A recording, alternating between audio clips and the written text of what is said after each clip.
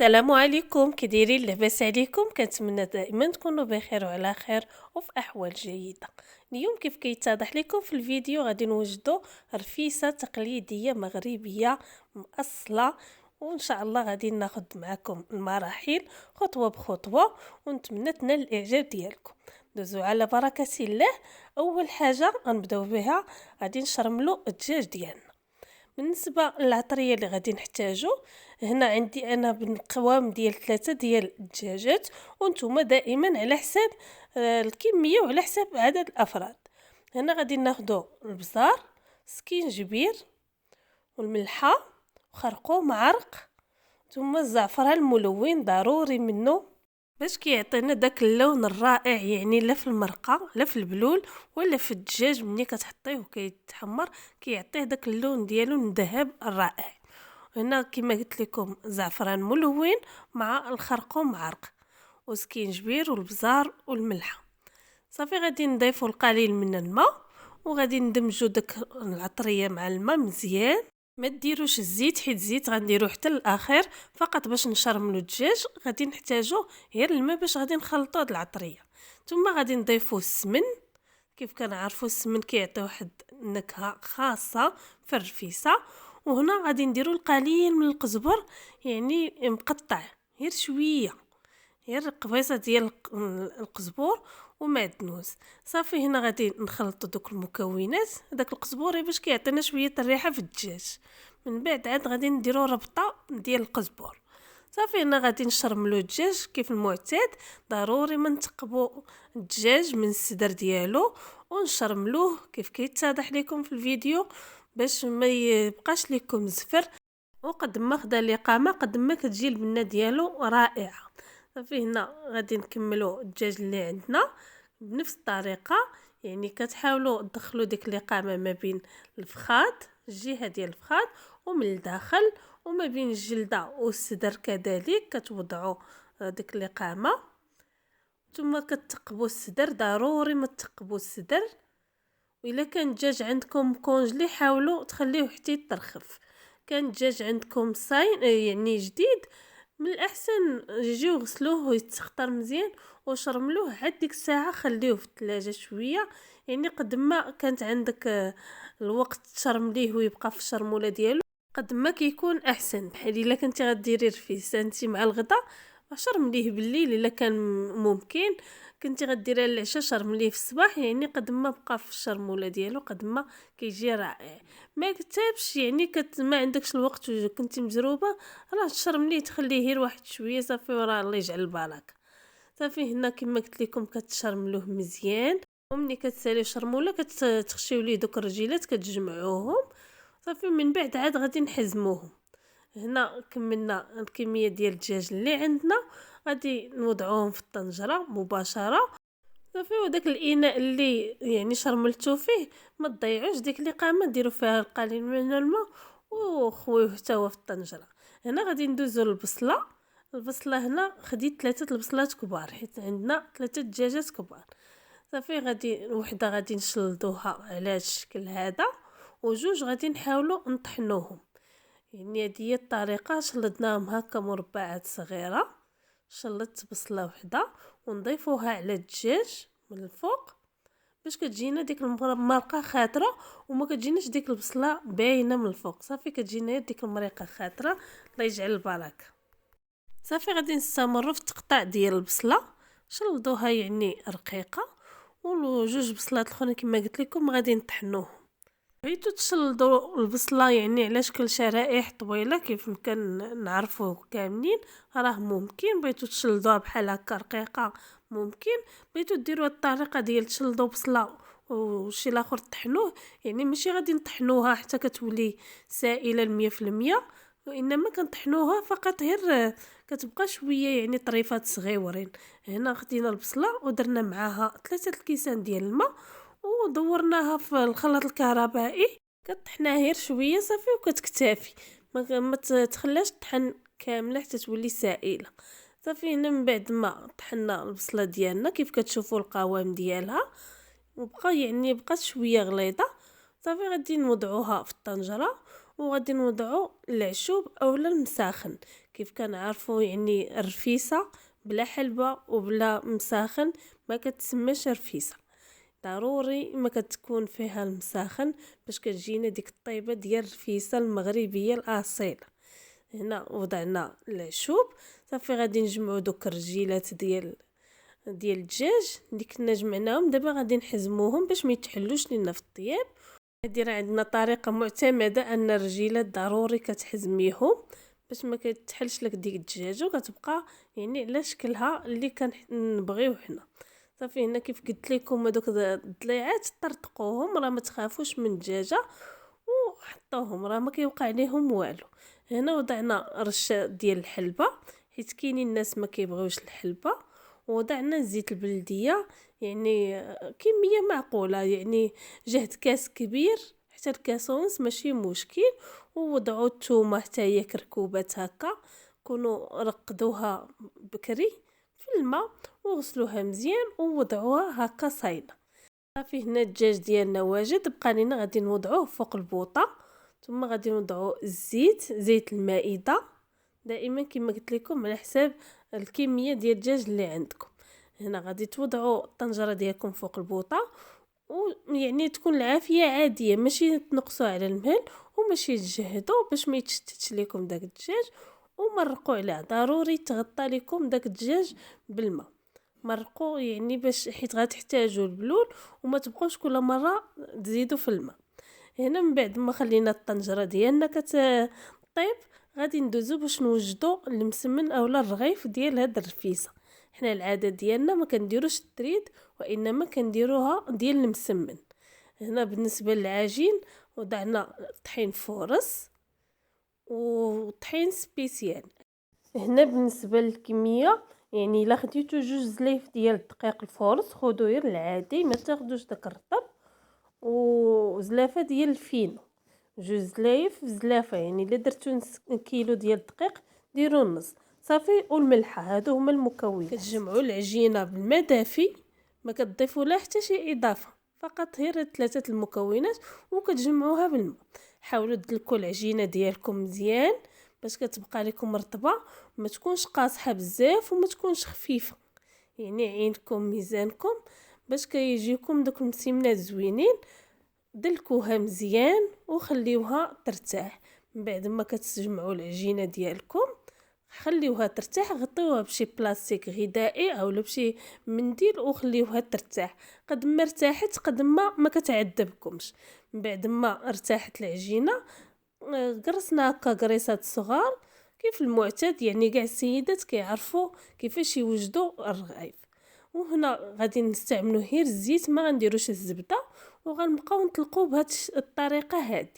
غادي نقرصوا القريصه مزيان. قلت لكم راه قد ما ترخفات لكم العجينه قد ما كتسهل عليكم، ما كتعصبكمش في التقراص.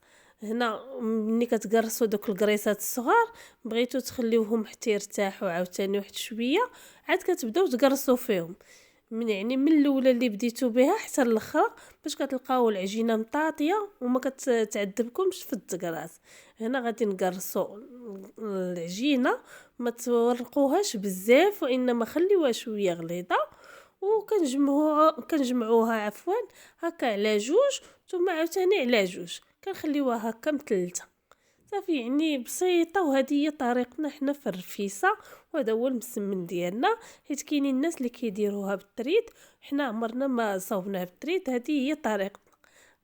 غادي نستمروا بنفس الطريقه. هنا صافي هذوك المثلثات اللي درنا ديال المسمن غادي من بعد ما ترخفوا حتى هما غنكونوا سخنا المقله مزيان وغنقرصوهم حتى هما، ماشي نورقوهم وانما شويه صافي، وكنبداو نطيبوا فيهم. بالنسبه للمقله كتسخن مزيان، ثم رشوها القليل بالزيت وطيبوا الرغيف ديالكم، ما تكثروش الزيت باش ما كتقهمكمش وما يعني ما كتجيش ميدمه بزاف. هنا كنطيبهم كيف ما شفتوا في المقله عاديه. حنا عندنا هذا الفورنو يعني بحال المقله بحال هذا الفورنو ماشي مشكل. وفي هاد العملية يعني يستحب أنهم يكونوا جوج الناس في هاد المرحلة هادي، شي تيقرص وشي تيخبز، حيت الرغيف ما خاصوش يتحمر ليكم بزاف، فقط غير كيتنور يعني غير كيبانو دوك التحميرات بحال هكا صافي وكتحبسو، يعني ما يتحمرش مزيان وما يبقاش خضر. وراه ملي كيكون الفرن اولا المقله سخونه راه دغيا كيطيبوا لكم حيت كيكونوا رقاق. هنا كيف شفتوا ما كنوضعوا لا زيت لا والو حيت مقرصين بالزيت، صافي الله يجعل البركه، كيطيبوا ناشفين ورائعين، راه كيشهيو تاكلوهم غير بوحدهم، راه دايزين فنين. صافي هنا كنستمروا بنفس الطريقه، ومني كطيبوا كتحاولوا تحلوا ديك الرغيفه على هذا الشكل هذا حتى كتبرد شويه، وكتبداو يعني ترفسوا في ديك الرغيفه. كانت يدك بوحدك غتبقاي طيبي وتحلي دوك الرغيفات حتى تسالي، وعاد كترفسي دوك الرغيفات بحال هذا الشكل هذا على هاد الطريقه هذه. ما كنديروش المقص، يعني بطريقه عشوائيه كتحاولي تقطعيهم طريفات صغار، يعني هذه هي الرفيسه ديالنا البلديه التقليديه، كنقطعوها عشوائيه وكتجي رائعه ما شاء الله، يعني راه كثير من الناس هذه هي الطريقه ديالهم.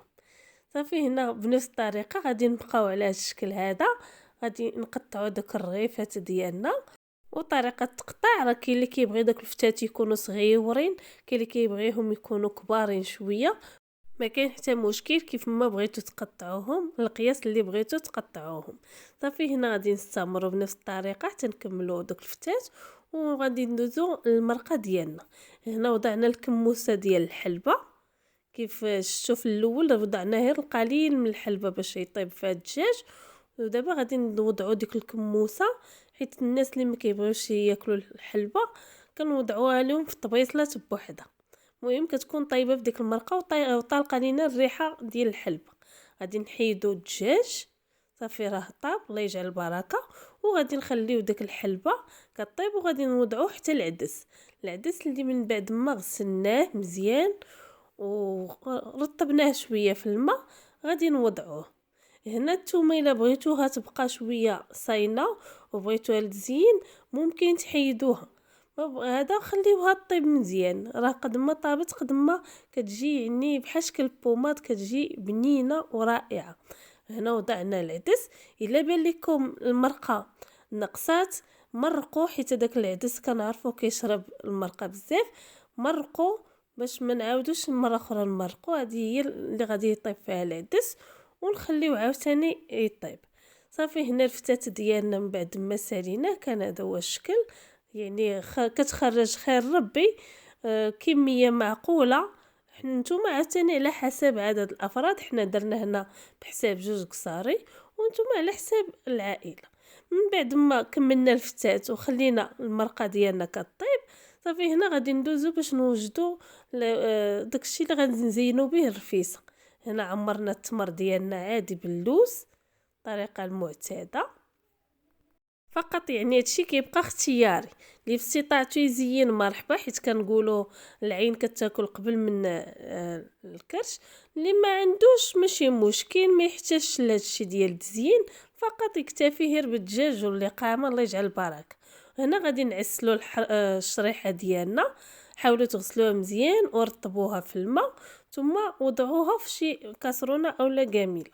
كيف كتعرفوا تعسلوا الشريحه، نديروا القرفه نديروا السكر وديروا القليل من الزيت اولا الزبده، وخليوها تعسل تشرب ديك المريقه. صافي هنا من بعد ما طابت المرقه وضعنا نص الكميه ديال داك الفتات في القصريه، وحاولوا تسقيوه مزيان، راه كتبغي البلول بزاف، وهنا كنعتذر على الاضاءه. سقيوه مزيان ما تخافوش من ناحيه داك المسمن راه كيشرب. ثم غادي توضعوا الطبقه الثانيه ديال داك الفتات باش كتجي كلها يعني مسقيه. كاين اللي كيوضع البلول مباشره في القصريه وكيوضع الفتات وعاد عاوتاني كيعاود يسقيها من الفوق، ماشي مشكل، مهم باش كتجي شاربه لكم كلها داك البلول، ما كتجيش ناشفه من التحت وفازقه من الفوق. وهنا من بعد ما وضعنا الطبقه الثانيه ديال الفتات غادي نعاودو نسقيوها، يعني ملي كتسقيوها عطيوها داك البلول كما قلت لكم، راه ما تخافوش، راه كتشرب على حقها طريقه تبارك الله. هذاك المسمن كيشرب، وداكشي علاش قلت لكم ما تحاولوا ما تكثروش ليه الزيت، حيت الا كان ميدم بزاف يقدر ما يشربش لكم وكتجي حتى كتقهم. فلهذا ملي كيكون الرغيف ناشف كتسقيوها راه كتجي رائعه، يعني ما نشهيكمش فيها وغير سمحوا لينا.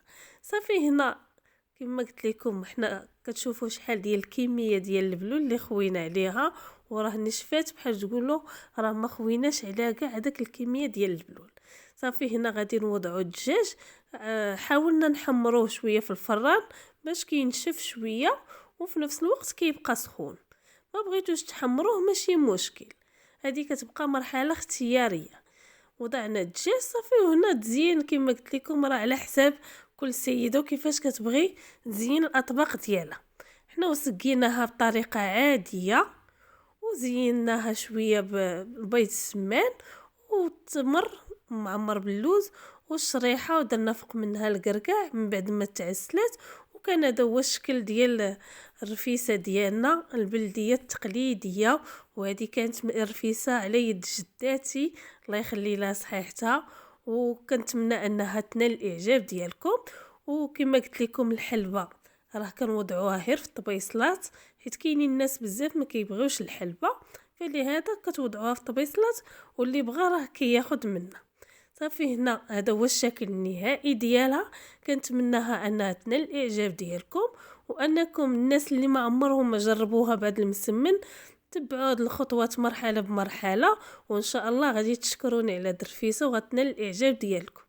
هنا كيف كتشوفوا الشكل النهائي كي داير ديالها. وكما كنعرفوا راه الرفيسه اولا كسكسو راه سرهم هو القصريه.